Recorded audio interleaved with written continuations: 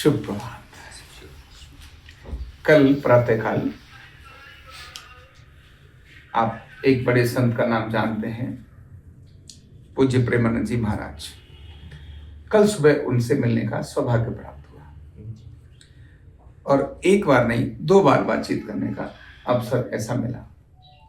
प्रातःकाल ऐसे ही थे जैसे आप, एक ऐसा था जिसमें आप बैठे हैं और एक हम भी बैठे थे, उसमें वहां बातचीत का मौका मिला। और दूसरा फिर उन्होंने अलग से भी कहा कि अलग से बात करेंगे, और जो उनकी छोटी कुटिया है जिसमें वो 5-7 लोगों को ही मिलते हैं, तो उसमें फिर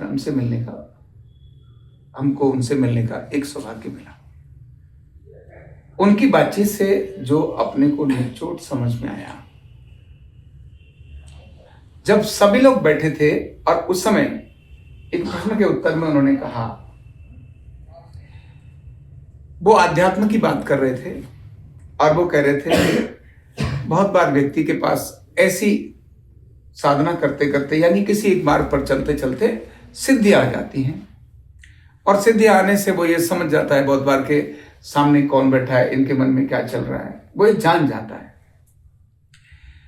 और जानने के बाद वो उनमें उलझ जाता है। उसको लगा, अरे वाह, ये तो मेरे पास आ गए, तो वो इनको बताएगा, उनको बताएगा, इनको करेगा, उनको करेगा, और वो उसी में उलझकर वो वहीं रह जाता है।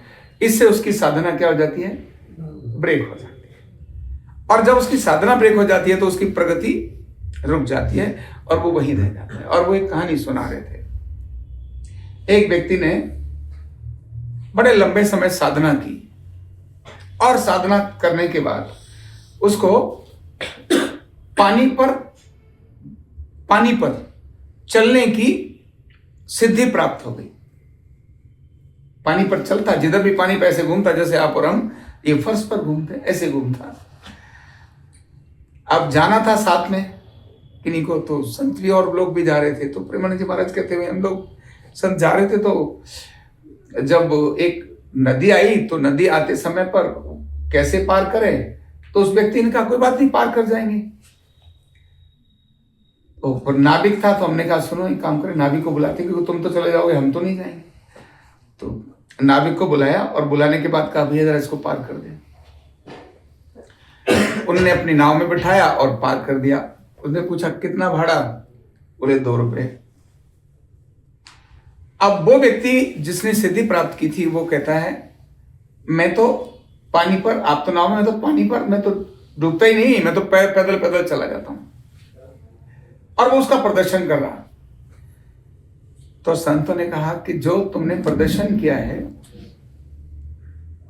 उसका सारी जिंदगी जो तुमने तपस्या की और मेहनत की है, और जो तुम दिखा रहे हो, वही काम किसी व्यक्ति ने 2 पैसे में कर दिया। कितने में कर दिया? 2 रुपए। भाई नाव पानी को ही पार करना था, तो तुमने अपने को पानी पर चलने की सिद्धि प्राप्त हो गई। अब तुम इसी को सिद्धि, यानी तुमने सारी जिंदगी लगा दी कि मैं पानी पर चल सकता हूं। ये काम तो 2 रुपए में हो सकता था, तो तुमने अपनी साधना कितनी कर ली? 2 रुपए। अगर वो, उन्होंने कहा अगर तुम इसको ये ना दिखा रहे होते, साधना तो तुम्हारी हो गई शुरू, तुम्हारे अंदर वो पावर्स तो आ गई, लेकिन पावर्स को आपने किसके लिए यूज किया? जो 2 रुपए में काम हो सकता, और वहां तुमने सबको दिखाया। उन्होंने कहा ऐसा इंटरनल लाइफ में आता रहता है। हम जो भी कुछ काम कर रहे होते हैं, हमें वहां अच्छी सिद्धियां, और सिद्धियों का मतलब ये नहीं होता है कि मैंने केवल आपके अंदर को पढ़ना, या मैंने पानी पर जाना, या मैं घंटों ऐसे जाकर के मन में सोचकर वो कर लूं। नहीं, ये सिद्धि, ये भी सिद्धि है, लेकिन एक सिद्धि कार्य की सिद्धि भी होती है, क्रिया सिद्धि भी होती है। आपको कोई काम करना आ गया, न्यूरोथेरेपिस्ट को न्यूरोथेरेपी के ट्रीटमेंट देकर रिजल्ट की सिद्धि आ गई। ऐसे भी आप आए, आपको पता नहीं, इन्होंने कॉल करके किसी व्यक्ति को यहां बुला करके उसके अपॉइंटमेंट की सिद्धि आ गई। इन्होंने कहा लगा बड़ी ये ठीक है, बहुत अच्छा है। किसी ने ऐसे काम की सिद्धि आ गई, 2 एडमिशन करा, ये उसके पास क्या आ गई? अब वो सिद्धि है, मतलब करा सकता है। उन्होंने कहा ये शब्द मैंने अपनी तरफ से जोड़े, ये बात उन्होंने नहीं बोली कि न्यूरोथेरेपी का लिए या बाकी चीजें, पर उनका लगता कि काम करते करते बहुत सारी चीजें आती है जिसमें यश आता है, लोग आपकी तारीफ करना शुरू हो जाते हैं। लोग आपकी बढ़ाई करना शुरू हो जाते हैं, है ना। लोग आपको कुछ पैसे ऐसे देना शुरू हो जाते हैं, लोग आपको कुछ गिफ्ट देना शुरू हो जाते हैं, या लोग आपको ऐसा कुछ भी करना शुरू हो जाते हैं जो आप अपने उस काम को कर रहे थे, करते करते मिल गया। ध्यान रखना, जब भी आप उस चीज में रुक जाते हैं तो आपकी प्रगति आगे रुक जाती है। प्रगति नहीं होती, प्रगति होती है केवल काम को लगातार लगातार करने से। अभी हमने गीत गाया ना, मान मिले अपमान मिले अर्पित कर दें सब कुछ, प्रार्थना बोली अभी हमने, है ना। आरोग्य पीठ के सेवक बनकर कर्म करें अद्भुत, कर्म करें अद्भुत। मान मिले अपमान मिले, मान मिले सम्मान नहीं, मान सम्मान तो एक ही बात है। मान मिले अपमान मिले अर्पित कर दे सब कुछ। ध्यान रखना, किसी ने सम्मान किया तो भी और किसी ने अपमान किया तो भी, ये दोनों को छोड़कर जो व्यक्ति काम में जुटा रहता है उसके पास ऐसी अद्भुत शक्तियां आती हैं और वो कहता है नहीं, बस अभी नहीं चाहिए। उन्होंने कहा अनेक सारी सिद्धियां आती हैं, मैं वो आती है, कहते हैं वो हमारे पास आती हैं, वो कहती है आपके पास आप ये बोलिए मैं कर दूंगा। वाक सिद्धि आ गई, मैंने किसी को कुछ बोला और काम हो गया। दृष्टि सिद्धि आ गई, किसी को ऐसे थोड़ी देर देखा और उसको वही स्टैचू, मन में सोचा स्टैचू मतलब स्टैचू, मूवमेंट नहीं कर सकता वो, ये आ गई। लेकिन नहीं आ गई, छोड़ो, फॉरगेट इट, आवश्यकता नहीं इसकी। क्यों? आगे बढ़ने के लिए बाधा है, आपको आपके लक्ष्य तक नहीं लेके जाएगी। आप जिंदगी में प्रगति करना चाहते हैं, ये सब आपको नहीं लेके जाएगा। आया है फॉरगेट, आगे बढ़िए। फॉरगेट का मतलब रुक मत जाइए। आप जिस काम को कर रहे हो निरंतर उसी काम को करते रहिए। उसमें आने वाली अनेक चीजें आएंगी, अच्छी भी आएंगी, खराब भी आएंगी। उनको अटैच नहीं होना, उनको डिटैच नहीं होना, धक्का मार के भगाना, ऐसा नहीं। फॉरगेट इट, बस केवल आगे बढ़ते चले जाइए। जब आप आगे बढ़ते चले जाएंगे तो वो आप जिस चीज को प्राप्त करना चाहते हैं वो आपको अवश्य मिल जाएगी। कोई कारण ही नहीं है कि नहीं मिल पाए।